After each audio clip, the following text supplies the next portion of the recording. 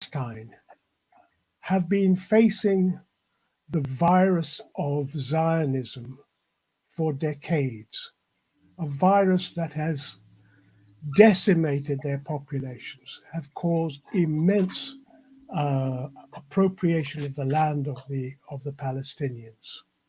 And today they are facing the COVID virus as well, killing hundreds. But in comparison to the virus of Zionism, which has killed thousands, if not tens of thousands, we have to see this in perspective. The Gaza Flotilla raid was a military operation by Israel, an act of piracy. And there's no other definition for it. It's an act of piracy against 6 civilian ships of the Gaza Freedom Flotilla on the 31st of May, 2010. This was carried out in international waters in the Mediterranean Sea. 9 activists were killed on one ship during the raid, and there were also some Israeli casualties as well. One further Turkish activist died later of his wounds. 3 of the 6 flotilla ships, organized by the Free Gaza Movement and the Turkish Foundation for Human Rights and Freedoms and Humanitarian Relief, were carrying humanitarian aid and construction materials with the intention of breaking once again the Israeli blockade of the Gaza Strip.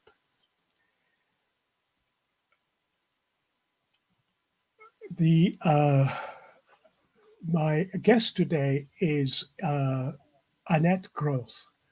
ANNETTE was on the Mavi Marmara. She's one of the survivors of that event. Between 2009 and 2017, she was the spokeswoman for human rights on the left, for the left party Die Linke in the German parliament, the Bundestag, one of the very few German politicians who criticized the human rights violations of the Israeli government, and continues to be a voice that challenges the close relationship between Germany and Israel. ANNETTE has been requesting the suspension of the EU-Israeli Association Agreement. She's currently a political activist, an author, and an amazing organizer. Before we speak to ANNETTE, let me just quickly run a little show of the film that was made of the invasion.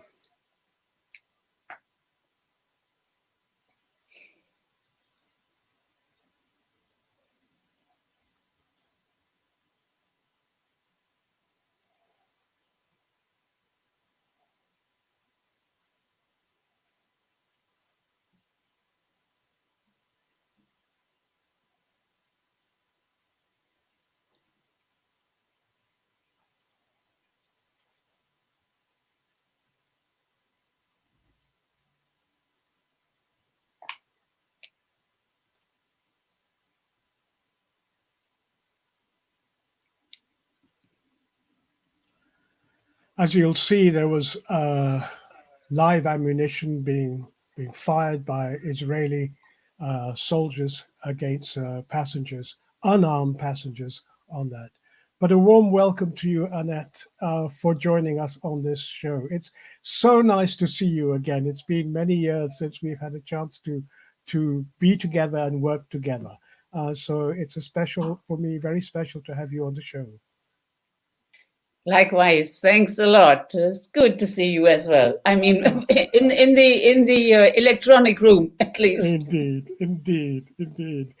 ANNETTE, many people may not know about the Freedom Flotilla. This wasn't the first one that was, as I understand it, the previous ones were succeeded in getting through to Gaza. Yes, that was the very first one, if I recall it, 2008. You know, they were a boat. There was a boat also with some medication and some goods.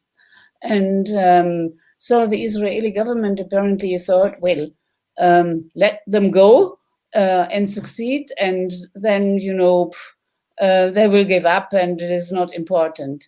And then, the next flotillas every year, then they were all stopped, and but the real violent, brutal attack with guns and so many warships and Zodiacs, etc., that was 2010, the attack on the Mavi Marmara. There were other boats as well. We were altogether 8 boats, but 6 only, were in international water. We wanted to go together to Gaza and met in international water at a certain point in the sea.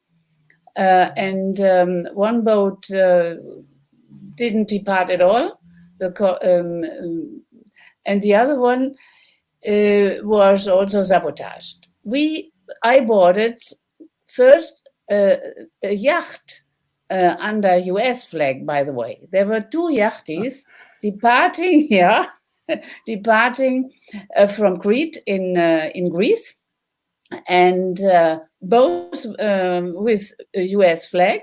It was a wealthy US American who is not, who doesn't like Israeli politics, occupation politics. So he donated the 2 yachts, the smallest and the fastest boats, and a maximum capacity 20 people. And both were sabotaged, although there were, the Free Gaza Flotilla activists had a vigil for 24 hours on board. So how they managed, I don't know. Anyhow, the steering was not functioning after a while. We departed together, the Challenger 1 and 2, and that was the plan, always stick together in case of. But then, the Challenger 2, they were drifting apart and had to give up at a certain point, and were then also the passengers transferred to the Mavi Marmara. Our boat, the Challenger 1, was, we went to Cyprus the first night for repair. And then, the shower didn't function, the toilet was not working well, and we had problems with the steering. And this is, of course, a little bit dangerous. And so we stayed one night in Famagusta in Cyprus. And then allegedly they said the boat is repaired, so we can continue. But it wasn't the case. So I requested, supported by other passengers, that we also be transferred to the Mavi Marmara, because I really lost trust in that Challenger, in that yacht. So, and then we made an international water high sea a swap. We were boarded the Mavi Marmara, and some others, other passengers from Mavi Marmara came to the Challenger. So, and therefore I was on the Mavi Marmara, and and then there was a very, very inspiring, nice atmosphere. There were lots of journalists, dozens, and there was music and nice people from all over the world. We were around 600 persons. It was a big ferry boat, the Mavi Marmara. Right. Yeah. So with several decks, and as I said, very pleasant. I met some nice people there, and around midnight, I guess, then I went down to the so-called women's deck that was safe, that was down in the boat, together with lots of wheelchairs, with medication. We had lots of stuff that we wanted to bring to Gaza. Yeah? So, and of course, women and men were separated, and and then all of a sudden, in the middle of the night, 3:30 or so, 4 o'clock, the captain made an announcement that our boat was captured and attacked, and by the Israelis, that we should keep quiet, and so on. And after a while, we were escorted down, and I could see the blood, and not nice. But if you had, or anybody had told us that such a brutal attack would occur and happen to the peaceful activists, we all had to sign, that was obligatory, that we, in case of attack or whatever could happen, we will be peaceful and non-violent and so on and so on. And the boats, all the boats, were checked, I don't know how many times. There were definitely no weapons on board, because this was after the attack. Yeah, there were weapons, but the weapons they found, there was the knives and some bars, iron bars, from the baldachin, from the tents, who were on the upper deck to protect us against the sun. So these were the so-called weapons. Anyhow, nobody would ever believe, that such an attack could occur. That was completely out of our minds. So why did the Israelis decide to go at such a level?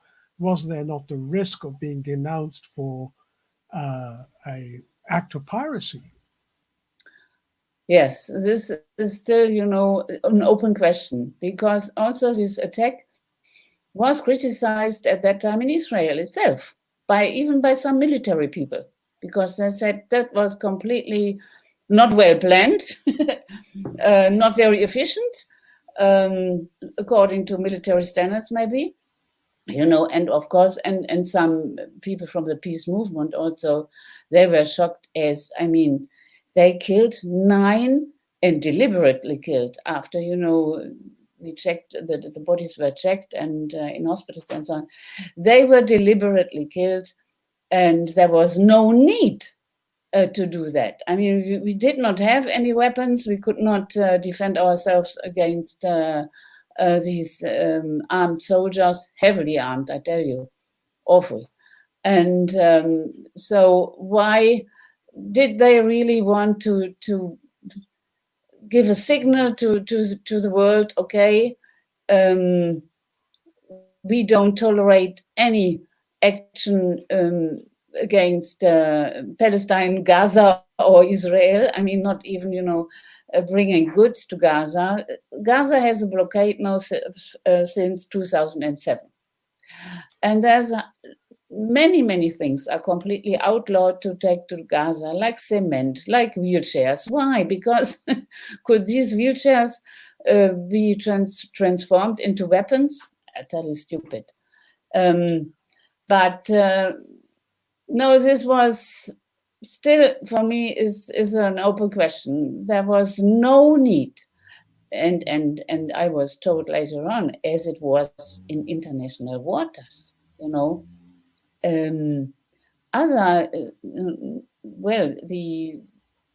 was one boat under Togo flag, not under Turkish, but the Mavi Marmara was a Turkish ferry, but it went under Comor flag.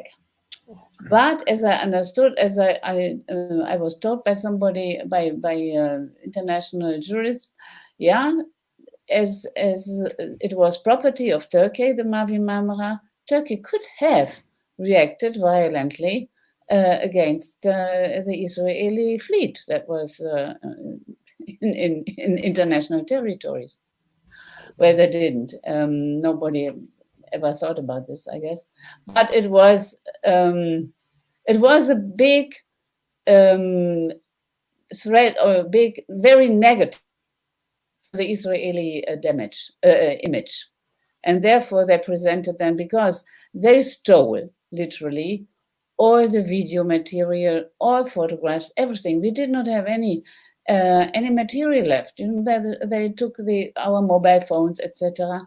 Some of us, of the activists, really were able to hide sticks, little computer sticks, right. and showed later on, but much later than the material they had. Otherwise, it was, to the Israelis, they had the power and all the material, and falsified it. A journalist showed me that after I got back to Germany, and told me exactly where you could see it on the video. And he said, this is something not correct. And so we were presented as if, like terrorists, attacking the soldiers. I mean, they're completely upside down. And this was to try to,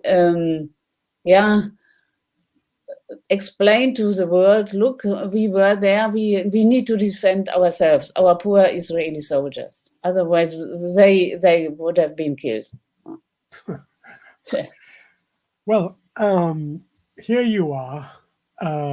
You were a representative of Die Linke, the left party in the Bundestag, a senior member, a politician, an elected official. So what made you join? And this is, you're a German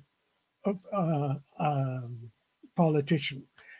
Germany, which has, out of sense of guilt or whatever, has this close relationship with the Zionist government. So what made you decide to join this flotilla? So you should know that I'm an activist fighting for human rights and peace, and against all the atrocities and racism, injustice. Since I was very, very young, because I grew up 2 years of my childhood in Namibia, and I was confronted as a child with apartheid. And that was in the beginning of the 60s. In Namibia, apartheid. My father, a Protestant pastor, was with my mother, was fighting against apartheid. So I was discriminated against in my school, and private white, for whites only school. And that really influenced me a lot. So since then, I'm very, very sensitive to all kinds of unjust, as I said, apartheid, racial discrimination, and I was active in the anti-apartheid movement. And and when I was elected into parliament, 2009, very soon, very quick, I noticed I was a committee member of the Human Rights Committee, and so immediately, more or less, I started, pinpointing, highlighting the violations of human rights in Israel and Palestine, and notice that this issue is not very favorable promoting whatever kind of career, and that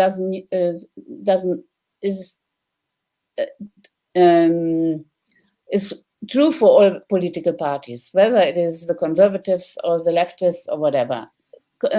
Dealing with the Middle East, with Palestine and Israel, is certainly not promoting your career. It took me quite a while till I became aware of it, because I asked my colleagues, and I said, we cannot keep quiet about this, killings and harassment, beating of children, putting children in jail. All this, one has to denounce it and to strongly criticize it, as I do it also for Bahrain or for Egypt or for other countries. So for me, human rights are universal, and we have, as a politician particularly, we need to safeguard and to fight for human rights. For me, this is crystal clear. And when it came to the flotilla, Pax Christi is an international ecumenical peace movement, and I knew them for many years. And they asked me whether I would be part and willing to go on the Free Gaza Flotilla, and I said yes, of course. And then we had an official delegation of 5 people, 5 Germans, a colleague of mine, also a member of the Linke, and at that time deputy. Then Norman Pech, a very internationally well-known professor for international law, who was also in the parliament 2005 until 2009, somebody from the Palestinian civil society in Hamburg, and representative of IPPNW. So we were 5. And for me, then I asked, my left comrades, in one fraction meeting session, I announced it. I informed them that I will go on the boat and Free Gaza Flotilla. No single question, no nothing. After that, then, first of all, they were very happy that nothing happened to us. But then I was also quite heavily criticized for being on the flotilla. And then the following year, they took the decision that 2009 nobody should join the flotilla, and 2011, and that we should be a little bit careful. And okay. Meaning what? Little bit careful, meaning what exactly? Not to openly criticize the Israeli government. That is also, the position, unfortunately, of the left. I mean, as you said before, for Germans, they have this feeling, or for me, it's very hard to understand, as I don't know these kind of feelings or behavior or guilt feeling. I feel guilty if I see somebody and he's beaten, or there is unjust behavior towards him or her, but not for historical reasons. I mean, so and I differentiate between the state of Israel and Jewish people.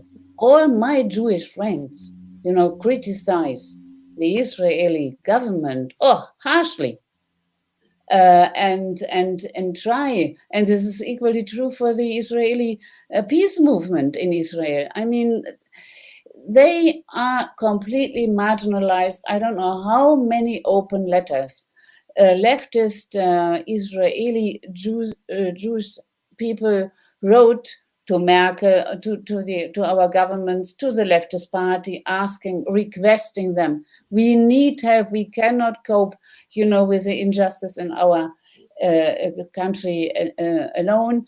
We need international support, and certainly you, as Germans, you have the duty to help us fighting discrimination, injustice, human rights violations, and so on and so on. So I know exactly. I'm on the very, very safe side, supporting my Jewish friends in Israel, but also in Germany, who are also criticized if they criticize Israeli politics and occupation and apartheid and so on.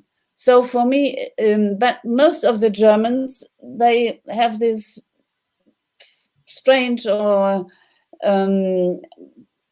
behavior or thinking that because of our past, because our forefathers, murdered 6,000 Jewish people, we may not criticize Israel, and they mean Jewish people. And this makes it so difficult, because there's completely distinction between the country, the government, and Jewishness. And this is some of my friends explained it to me. Jewishness means humanity, humanitarian attitude, lots of things, the Christians have as well, or the Buddhists or any other religion. So, but this is maybe the fundamental mistake. Always, confusing Jewishness, religion.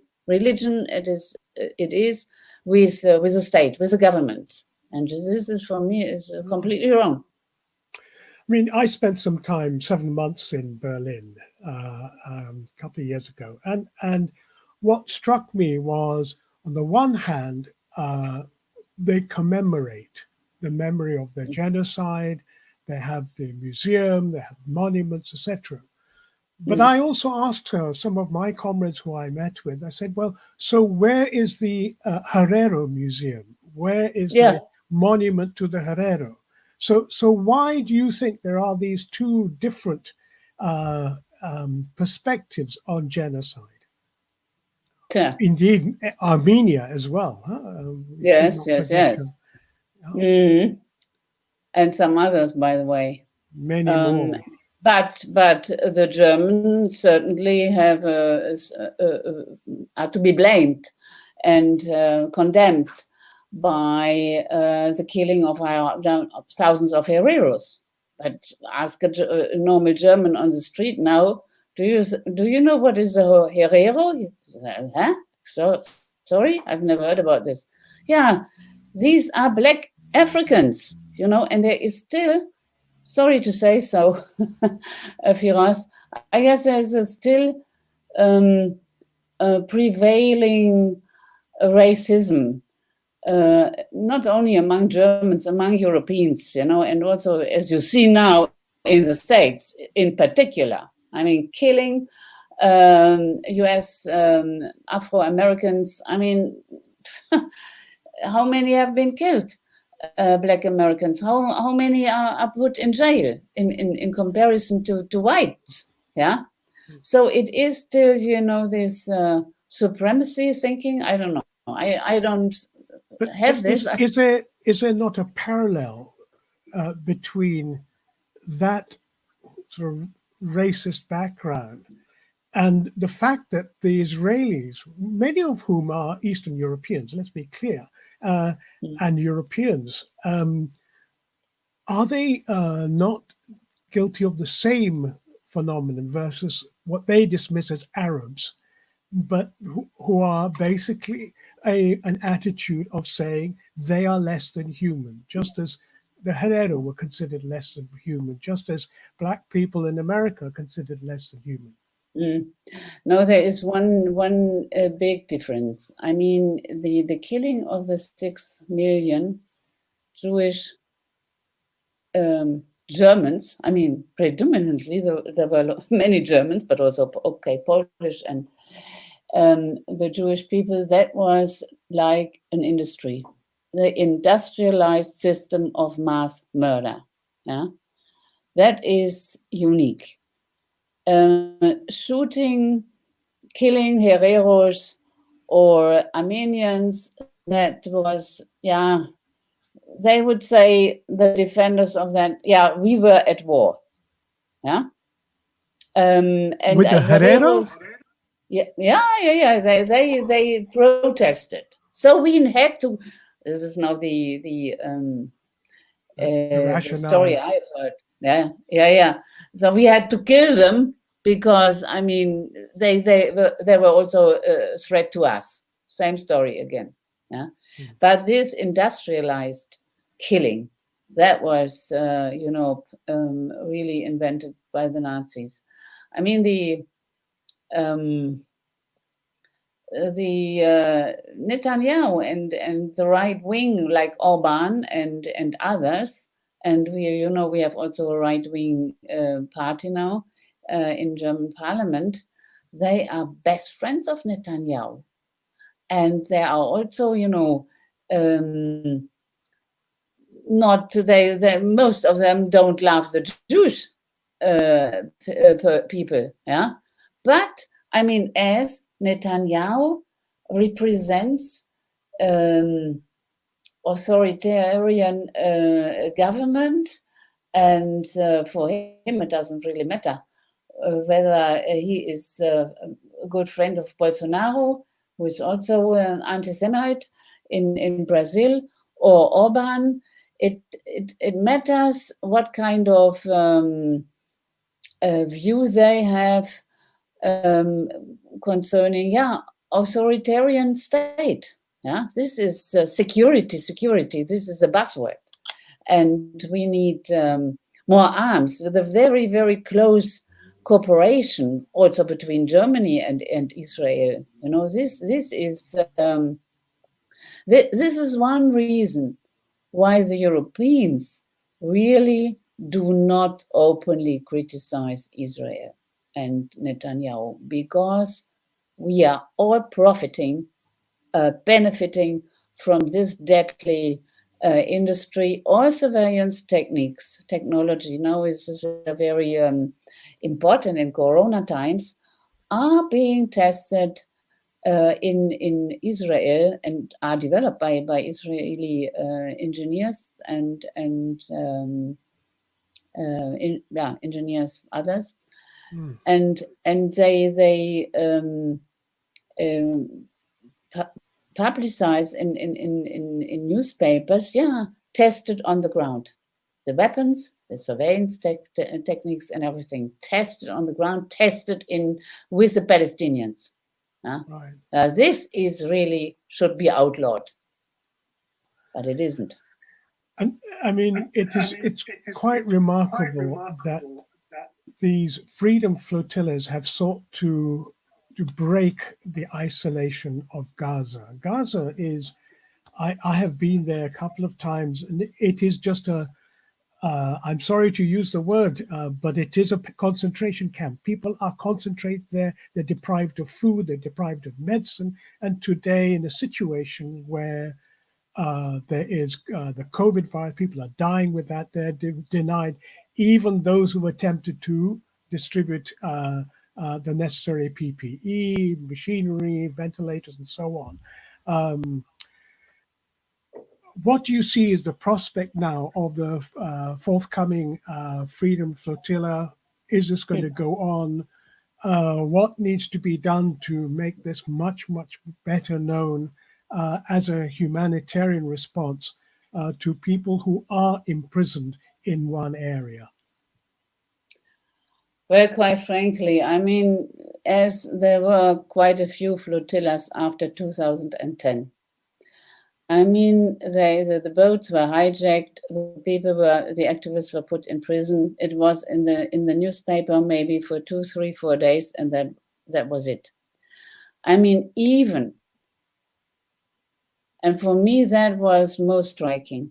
The big demonstrations in 2018, 19 for 1 year, they protested the Great March of Return.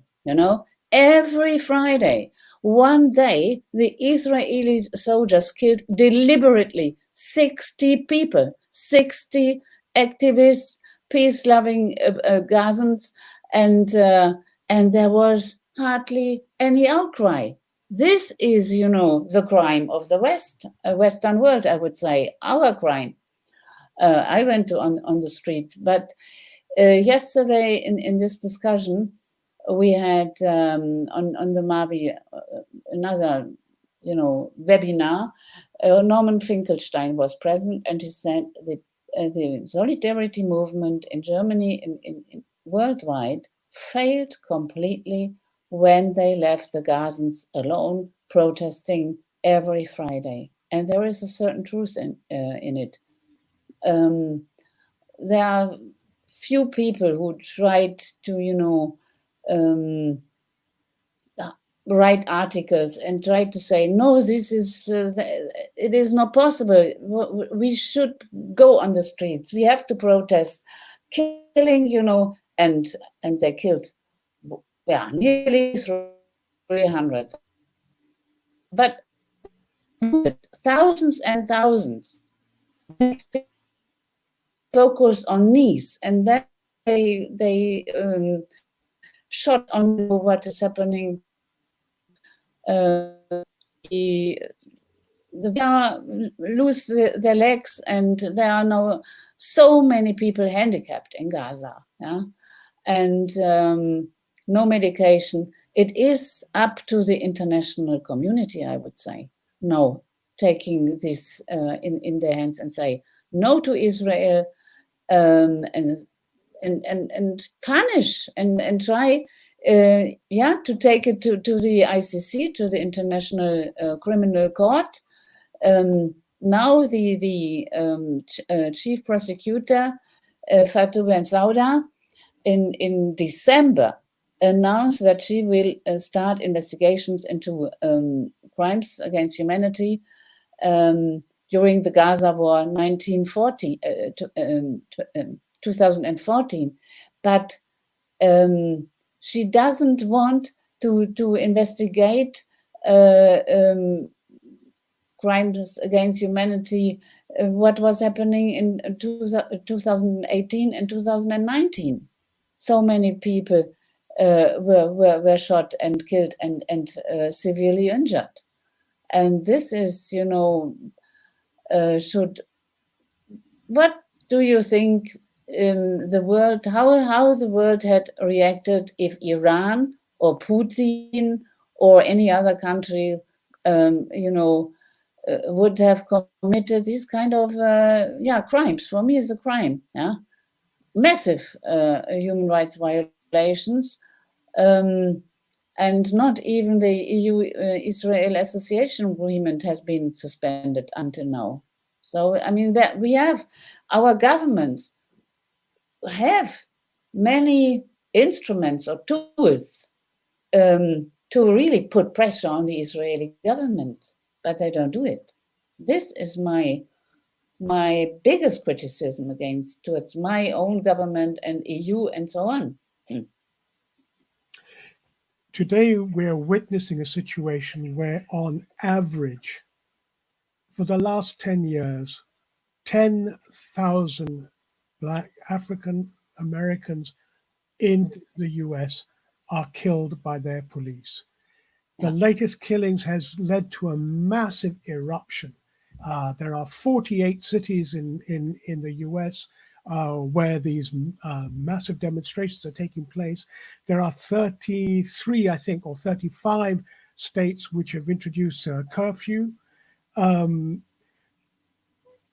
Tomorrow, there is going to be a massive, big mobilization around to draw international attention to what has been happening there, an event that is going to take place every first of every month. Do you have a message to convey to people in terms of the organizing that is happening and your view of their reactions? Yes, it happened, that I read or received a newsletter of Jewish Voice for Peace in Germany. This is a big international organization. There's also in Canada and in the US. It's quite a big movement, by the way. And they challenge the politics. Now, and in this newsletter, which I read just before, we met here, I read that somebody from Gaza wrote a solidarity letter to Minneapolis. And may I quote, is really interesting and nice. As a Palestinian prisoner solidarity network, we are deeply aware that the United States and Israel not only share a common settler colonial, racist foundation and fundamental reality, billions of dollars in military assets and a joint imperialistic project in the Arab region, but also tactics, trainings, and security frameworks used against Black communities in the United States and against Palestinians living under occupation, apartheid, and colonialism. We see the devastating images of the murder of George Floyd and recognize the same racist impunity that did not hesitate to cut down the lives of so many Palestinians and Black martyrs. This is my point, one of my strongest criticism, impunity. If there is impunity of so many killings and of severe crimes, it is the founder of Breaking the Silence. Breaking the Silence is a Jewish, Israeli organization of former and also still active soldiers in the Israeli army who request to be punished for having committed crimes against humanity or war crimes. And the founder was twice in Berlin when I was politician. And he said, if impunity prevails, then the next war will even be more brutal. I will never forget these words. because I was so shocked. I stared at him because that was just in 2014, the brutal war against Gaza. So I said, but this is becoming more brutal. A war like this, what happened just now in Gaza, I cannot imagine. I'll say, wait and see. So therefore, I said, we need to fight against this impunity. So therefore, it is so important that war crimes, wherever they are being committed, are being taken to the ICC, to the International Criminal Court, and will be prosecuted and will be punished if people committing these crimes are guilty. This is, and of course, also in the country itself, Israel, these people should be convicted, or in the US now. I'm curious. I wonder what will happen, but I have the feeling this now could really, develop into something real big in the States, because it is, the incredible injustice and the gap between rich and poor is so striking, also in my own country, in Germany, that we need to fight this injustice and these terribly wealthy people who will lead us all into a catastrophe. This is what I think. Zuckerberg and Bezos, and what is a person doing with billions and billions, 135 or 38 or more? No, this is Roosevelt. There are several articles now in German newspapers talking about this comparison, what happened in the Big Depression in the 20s, 30s, and so on. I was just reading one article today, but they never or hardly ever mention that Roosevelt put very high taxes on these wealthy people, 90 and something. Yeah, this is what we have to do, 100%. There should be a maximum number of millions you have. 5 million US, I guess, is enough for one person, and not more. It's good, yeah? I'm generous. I think a living wage is what we all need. Everybody 5 millions. Yeah, if you divide, the growth, the wealth of Bezos and Amazon and all these people, yeah, we may come to this. But I don't know. But anyhow, it's insane. This is what I want to say. It is just insane. Well, Annette, it's been a real pleasure to have you on the show. It's people like you who are under really difficult political situation in Germany, where silence, not just silences, but silencing of people, is so prominent that you are a beacon of hope there, and but also you, along with all the many people who joined the Gaza Flotilla, the Freedom Flotilla, are an expression of the world and the morals and the way we would like to live. That courage, humanity is a central theme. So, with great admiration, Annette, thank you for joining us on this show. Thank you very much, and hope to see you in person one day. I look forward to that. You take care. You too, eh? Bye-bye. All the best. Ciao. That was Annette Groth, an extraordinary politician, activist, movement, and working under very difficult circumstances in Germany, but has had the courage to stand up for what she believes in. And it's a great, I have a great admiration for her and many like her who have the courage of their convictions.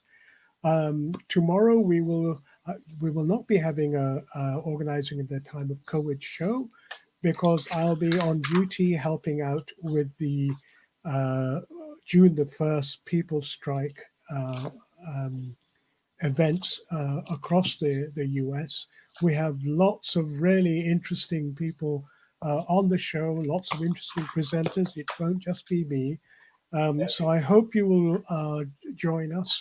We'll make sure that there's a stream to this page as well, so that you can follow those struggles. So this is Feroz Badji from Daraja Press signing off for now. Thank you for joining Organizing in the Time of COVID.